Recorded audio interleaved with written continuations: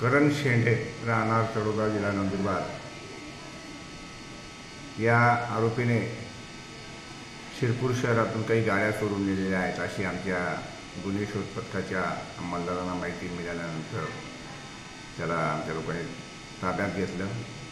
त्याच्याकडून शिरपूर शहर येथून चोरलेल्या 2 गाड्या, एक चोपडा शहर पोलीस स्टेशन हद्दीतून आणि एक सोनगिरी पोलीस स्टेशन अशा 4 गाड्या आणि एक गाडी तळोदा पोलीस स्टेशन या ठिकाणाहून अशा 5 आणि प्लस आणखी एक गाडी अशा 6 गाड्या टोटल त्याने काढून दिलेल्या आहेत।